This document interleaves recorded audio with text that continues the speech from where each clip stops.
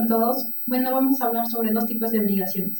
Las cuales vienen a ser las obligaciones divisibles. Indivisibles. Sin más, comencemos. Para comenzar, existen obligaciones con pluralidad en sujeto. Esto quiere decir que se puede haber varios deudores y varios acreedores, un solo acreedor y dos o más acreedores, un solo acreedor y dos o más deudores. En base a la pluralidad de sujetos se clasifican las obligaciones con divisibles e indivisibles y mancomunadas y solidarias. Todas estas obligaciones son complementarias porque se puede integrar y se pueden combinar, pero en esta presentación solo vamos a tratar sobre las obligaciones divisibles e indivisibles. Basándome en el Código Civil textualmente, más específicamente en el artículo 540, la obligación es divisible o indivisible según tenga o no por objeto una cosa susceptible de división, sea física, sea intelectual o de cuota. Por lo tanto, desglosando el tema, empezando con las obligaciones divisibles, nos dice que estas son obligaciones cuyas prestaciones van a poder dividirse o fraccionarse según la naturaleza de la prestación y la cantidad de deudores o acreedores que existen.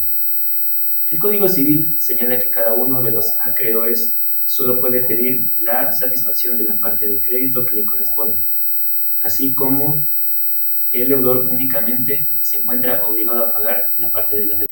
Asimismo, la ley presupone que el crédito o la deuda va a ser dividido en tantas partes iguales como acreedores o deudores existan, salvo que la ley diga lo contrario, o que las partes pacten de una manera distinta.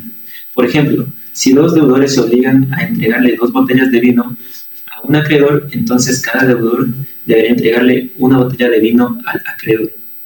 En el caso de que esta obligación sea divisible, por ejemplo, 2 deudores se obligan a dar $40,000 al acreedor. Según la ley, esta deuda se divide proporcionalmente, es decir, que cada uno tendrá que pagar $20,000, pero esta división no es obligatoria, porque las partes podrán acordar que un deudor pague $30,000 y el otro deudor pague $10,000.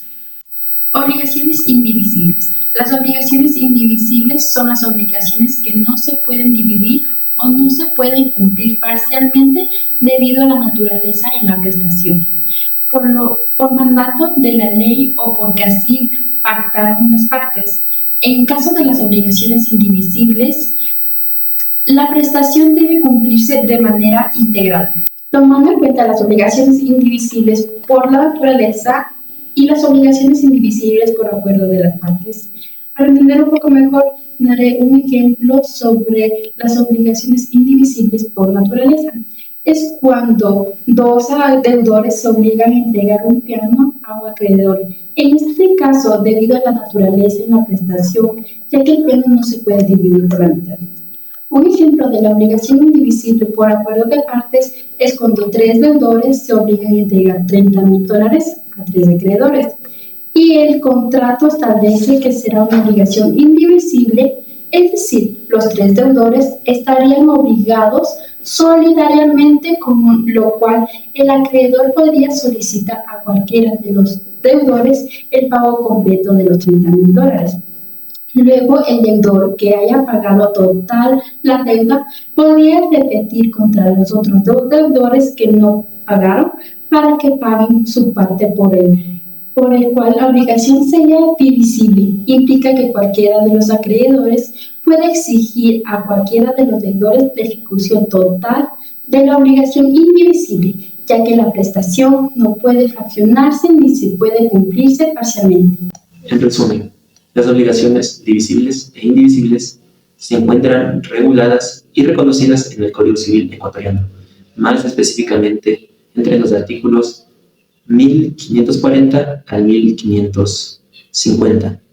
Además, es fundamental entender la diferencia entre ellas para determinar adecuadamente los derechos y responsabilidades de las partes involucradas en un contrato o acuerdo.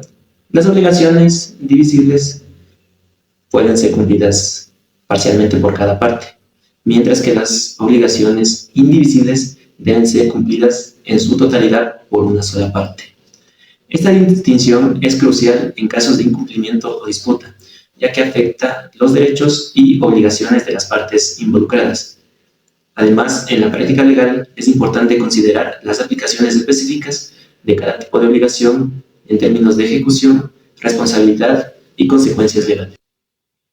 Llegando a la parte final de nuestra presentación, agradecemos la atención prestada. Mi nombre es Cassandra Suárez. Mi nombre es Mauricio Rodríguez y somos estudiantes del quinto ciclo de la carrera de Derecho Paralelo A en la asignatura de Derecho Civil 4, Contratos y Obligaciones. Muchas gracias.